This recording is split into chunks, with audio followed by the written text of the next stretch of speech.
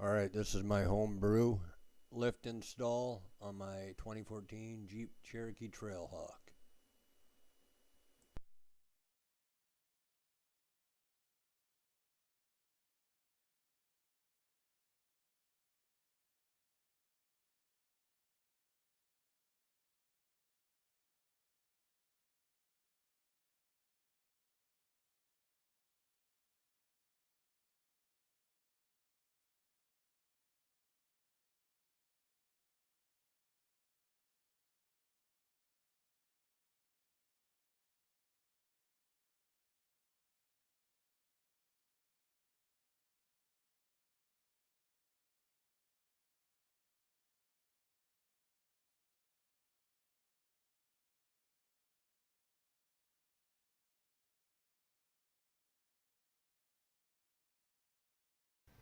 Okay, now I got the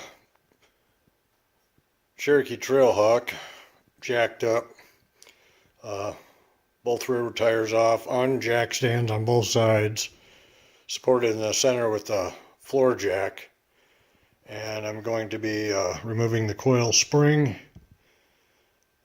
putting a spacer in, and putting the spring back. And what I'm going to do is I'm going to compress the lower control arm with a jack, raise it up, compress the spring, put the spring compressors or spring compressor tool on the springs, tighten it down, take up some of the tension on the spring, enough to get it out, and put my spacer in, put the spring back in, and put it back together. And I'll be doing the same for the other side. Alright, after some unforeseen voodoo, I have decided to drop the lower control arm, took the bolt out, the coil spring compressors I got are too long. They bottom out on the control arm before I can even start compressing the spring.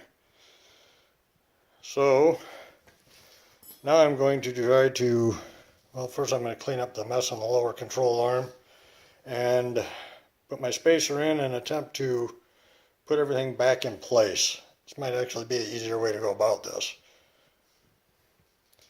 Anyway, I'll be back here in a second. Alright, complication number 2 and 3, let's say. First of all, the spacer blocks I bought online, I found that the rubber boot that goes on the bottom of the spring fits rather snugly on top of the spacer. 99, I think it was, or not 99, '09 to 2000 something Dodge spacer I bought. I also wanted to note that I had to remount about a 1/4 inch deep, 2 inches in diameter around there on the bottom. I did that with a drill press and a hole saw, 2-inch hole saw. Worked pretty well. A little bit of work, just kind of had to go around like that and kind of wallow it out so it was all even, but it worked. That has to fit over this pedestal here. These spacers are only about 3/4, 5/8, somewhere in there deep, something like that. And that spacer is like 1.125 tall. So luckily there's, as you can see, the inside hole there, there's actually enough material there that I was able to take that down and not affect this side at all. So anyway, back to this rubber boot. Does not fit on the spacer real well, so with like any tight hole, I lubricated it. Next task is to get the rubber boot, now that it's expanded, to fit on that spring. I think once I get the lower control arm and the spring in there and get a jack under it and jack it up, I'll be good to go. I also had to disconnect the, I can't remember what the hell they're called. Anyway, that anti-sway arm, I guess is what it is. I had to disconnect that in order to get the lower control arm to drop far enough for the spring, because the spring was about 3 inches longer than what I could drop the control arm. So without having to use these spring compressors and have a tight situation in this hole here, I decided just to drop that control arm. Well, there it is. If you're not mechanically inclined, I do not recommend this.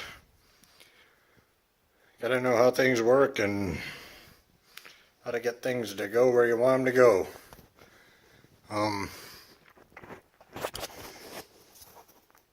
Rubber boot down there I'm not real thrilled with, but I'm hoping maybe it'll seat into place eventually.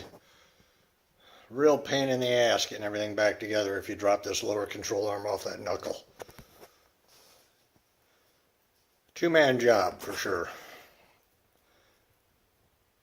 Anyway, this side's done. I'm going to do the driver's side next, or the passenger side next, and then I'll show you some of the front stuff. PIA. Alright. Did the driver's side already and just realized I made a mistake. The reason I'm having so much trouble is because I was trying to put the rubber boot that's on top on the bottom. So this is the passenger side done correctly. I get to redo the driver's side. With these blocks I purchased, I found that I cannot use the plastic isolator that came with the OEM isolator, I should say, that came on the Trailhawk. So all I have is the 1.5-inch block down there, which will be fine, I'm sure. I don't think it's going anywhere. It's snug as hell. Rubber boot at the top. Dumbass. Spring down. Lower control arm. Took out the lower control arm knuckle bolt. Dropped the control arm. Unhooked the sway bar, which I got to hook back up. Anti-sway bar, I should say. Drop that. The knuckle bolt. Spring pops right out. Put the spacer in. Pop it all back together. Tighten her up. I'm going to do the other side and probably give you a walkthrough on that one. Alright. Now, as I explained, I messed this side up. This spring popped out on me when I was trying to get it out, and I lost track of which way was up, I guess. What it looked like when it came out, and somebody showed up and distracted me, and then I found that after doing the other side, I put this side in wrong. So I did start painting my caliper, though. Whoopee stink, right? Anyhow, see the rubber bushing or rubber thing on the bottom? It should be at the top, and this plastic one should be at the bottom, except I'm not using this plastic one because I got the spacer here that this plastic one does not fit in. Hopefully you followed that. So anyway, I'm going to get rid of that plastic spacer. I'm going to put that rubber one at the top. Put my 1.5-inch spacer at the bottom. And put it all back together. I already took the sway bar off. I'm going to jack it up, take some pressure off the lower control arm. Take out the knuckle bolt completely. So the control arm will drop all the way down. And I'll be able to pull the spring out with ease. And yes, I am painting my calipers red. I'll get back to you here as soon as I get it all back together. Alright, we're back again. Driver's side, rear done. My spacer bushing in there. Took the plastic isolator out completely. It will not fit over the spacer. Don't think it's really necessary. It ain't going anywhere. Rubber bushing on top. Dumbass. Anti-sway bars reconnected. Everything looks good. Rear is basically done. The lower control arm knuckle bolt is in. And everything's back together. So, I'm going to take a little break. Paint my calipers on the rear. And then I'm going to do the front. Front should go a lot smoother, hopefully. This is a learning experience. I learned from my mistakes. I am do it twice Mike. Just ask my wife. Do it twice. I learn it better that way. I don't know. I don't know what it is. Anyway, rear's done. I'm going to go to the front next. All right.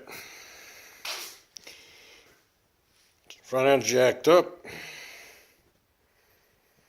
Front tires are off.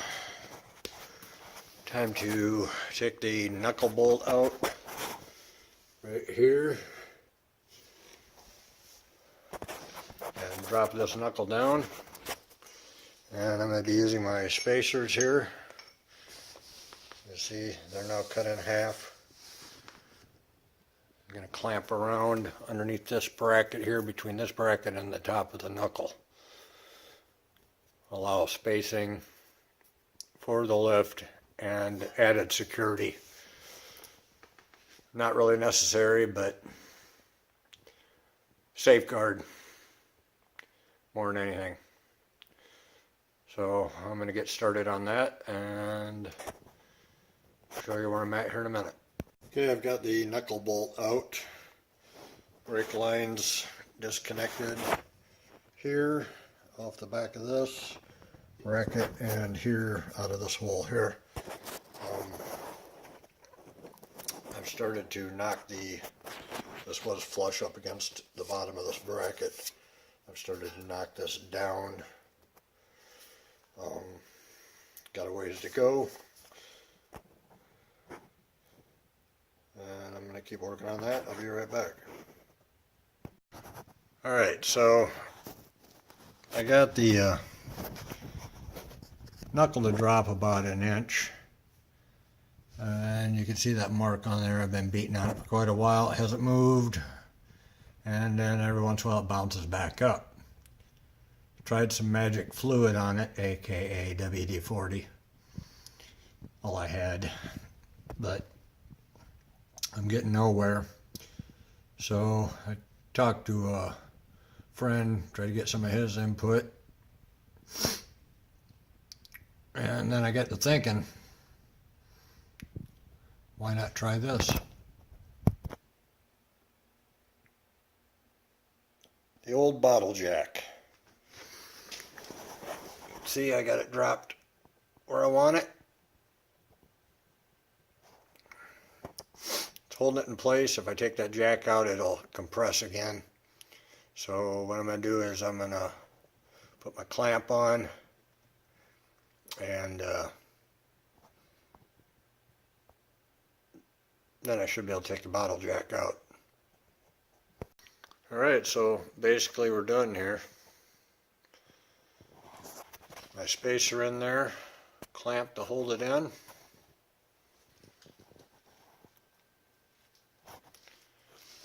Secret to my success is this bottle jack right here.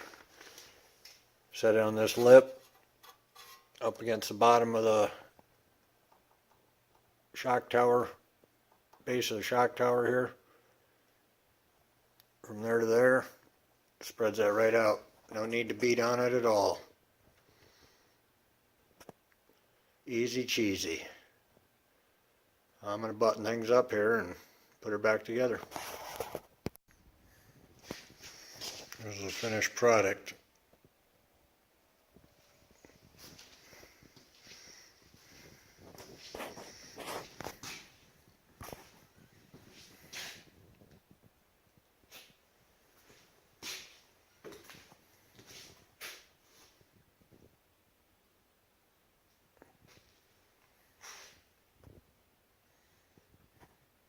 All I have left to do is a pinch weld mod on the front and I'll be ready for tires.